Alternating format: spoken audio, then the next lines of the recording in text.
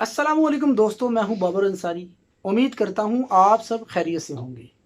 इंसान को कामयाबी और तरक्की मिल जाए तो उसको कभी भी अपने माजी को, अपनी पुरानी हैसियत को फरामोश नहीं करना चाहिए। कहते हैं कि महमूद गजनवी का एक महबूब वज़ीर था अयाज़। अयाज़ अपने पुराने कपड़े और जूतियाँ एक कमरे में रखा करता था और वो उन कपड़ों को जाकर देखा करता था, उनसे बातें किया करता था और अपनी पुरानी हैसियत को याद किया करता था। देखने वाले भी क़यामत की नज़र रखते हैं। कहते हैं कि उसकी ये हरकत किसी से छुपी ना रह सकी और उस महल के जो वज़ीर थे, उमरा थे, उन्होंने बादशाह से शिकायत लगा दी कि आपका जो वज़ीर अयाज़ है, हमें इसकी हरकतें मशकूक लगती हैं।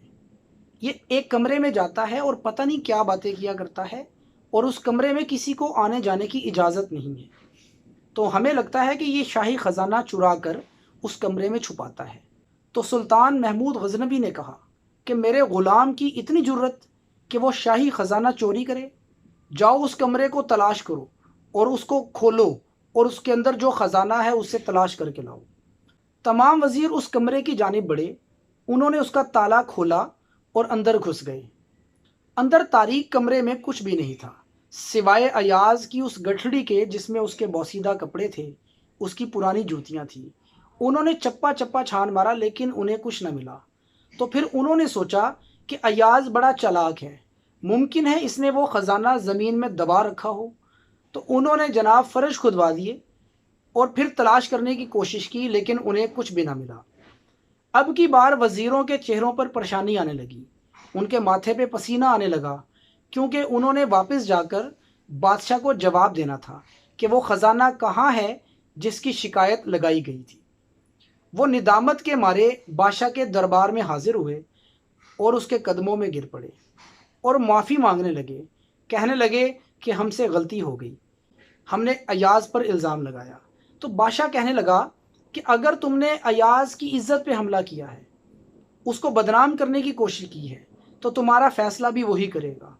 वो चाहेगा तो तुम्हें सज़ा देगा और चाहेगा तो तुम्हें माफ़ कर देगा। बादशाह ने अयाज़ को बुला भेजा। अयाज़ जब हाजिर हुआ तो बादशाह ने सारी बात उसके सामने रखी और कहा कि अब तुम्हारी मर्ज़ी है, क्योंकि इन्होंने तुम्हारी इज़्ज़त पर हमला किया है। तुम चाहो तो इनको जो मर्ज़ी सज़ा दो।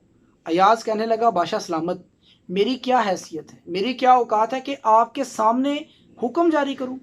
आप जो भी फैसला कर देंगे वही कबूल होगा।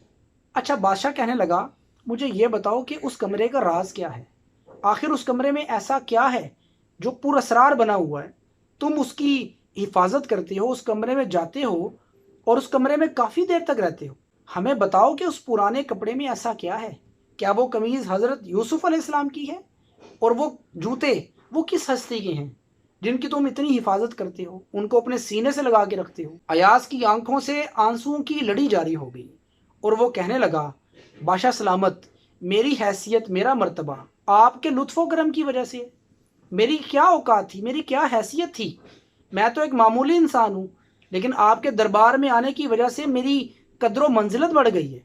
तो मैं इन पुरानी जूतियों को, इन पुराने कपड़ों को देखकर अपनी वो पुरानी हैसियत याद करता हूँ, ताकि मेरे अंदर कोई तकब्बुर पैदा ना हो और मैं अपने मनसब का कोई नाजायज़ फ़ायदा ना उठाऊँ। असल में मैं इन कपड़ों और जूतों की हिफाजत नहीं करता, बल्कि मैं अपनी असली ज़ात की हिफाजत करता हूँ।